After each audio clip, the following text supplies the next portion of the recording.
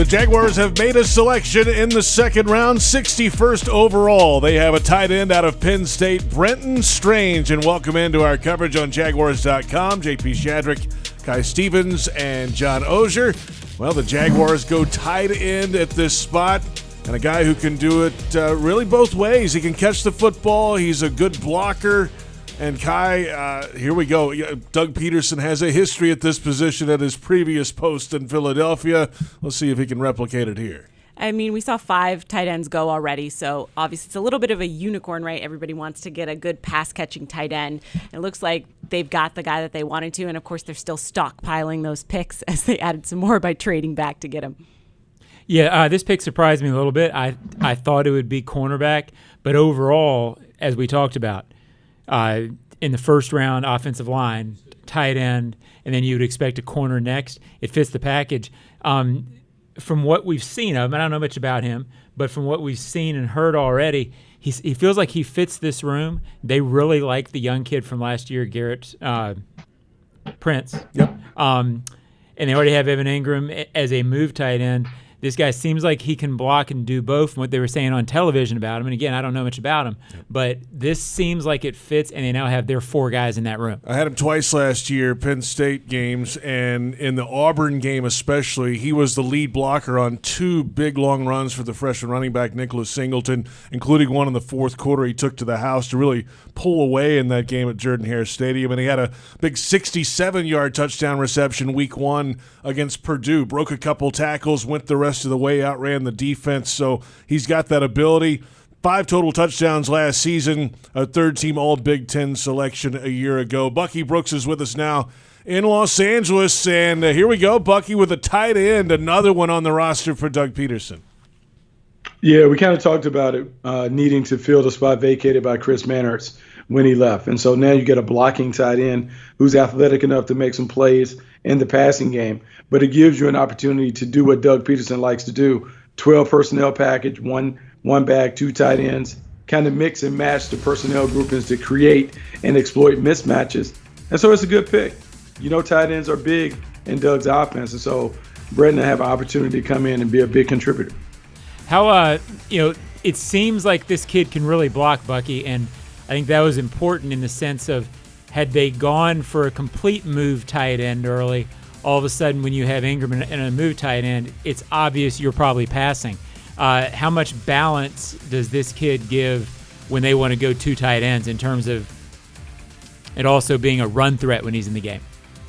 Well, no, he's a good blocker, but he's a more viable option in the passing game than Chris Manhertz was. And so I would say this would be an upgrade in terms of what he can contribute in the passing game. But he's really good on the edges, being able to lead block from an H-back position. And so now we can legitimately see some 2 tight end packages, do some creative things to kind of make the defense have to play different stuff. And so you just want to have enough on the roster to be able to throw different combinations out. I would think Strange would be able to be a real contributor right away.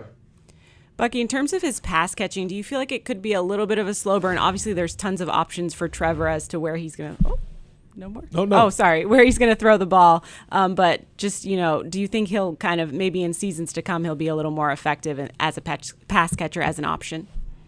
Well, I think so. I mean, I think you certainly can use him. Obviously, when you look at the pecking order, he's going to be down the line when it comes to Calvin Ridley and Christian Kirk and Zay Jones and Evan Ingram. But he'll get some crumbs here or there early in his career, and eventually maybe he can do more. The big thing, though, his initial role would be as a blocker. If he can block on the edges, get on the field, and do some of that stuff, that'll give him the opportunity to get on the field. And then if he's on the field, Trevor throws it to the open man, and so he'll have a chance to put some catches in the stat ledger. I think this gets interesting now, though. I got a lot of questions last year about why the Jaguars weren't using the tight ends the way they did in Philly. And I think the basic answer was they had one tight end who they really trusted as a receiver, but then they really didn't have another receiving option. I think now as he gets better in the offense, I think you'll start seeing a more Eagles-like tight end usage when Doug was there than you ever saw last year. Bucky, I think you probably feel the same way.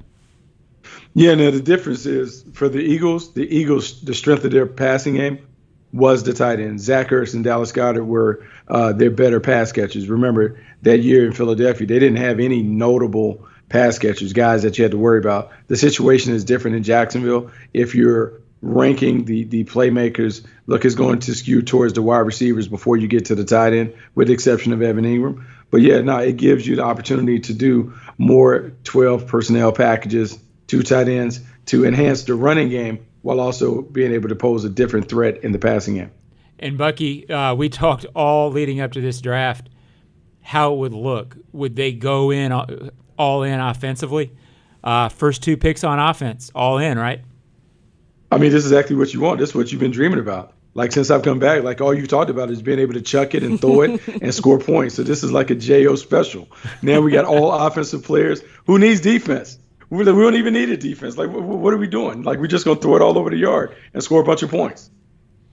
Let's take a look at what's out there for the Jaguars. It's a lot more than we entered the day with. The Jaguars moved back to the 61st pick to get Brenton Strange, and they added the first pick of the 5th round to go with that. So they now have, 10 picks on day 3 in their back pocket right now as we speak. We'll see if Trent Baalke has something in mind with that moving ahead. The next pick on the docket right now in the 3rd round, number 88 overall. And Bucky, Trent's stockpiling picks, but to what end? What gives?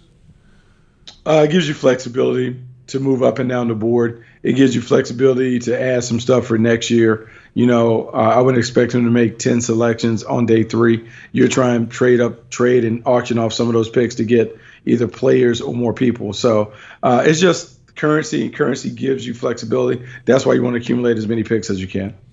All right, Bucky, we'll talk to you a little bit later after the 3rd round selection, and we appreciate it as always. That's NFL Network analyst Bucky Brooks. The Jaguars have a selection in the 2nd round, 61st overall, a former 4-star recruit out of Parkersburg, West Virginia. He went to Penn State, and he's a 3rd-team All-Big Ten selection last year, 5 touchdown catches in his final year at State College. Brenton Strange is coming to the Jacksonville Jaguars. Our day 2 coverage of the NFL Draft is presented by Dream Finders Homes, and you can, of course, watch the draft on NFL Network, ABC, and ESPN. We'll be back after the 3rd round pick a little bit later.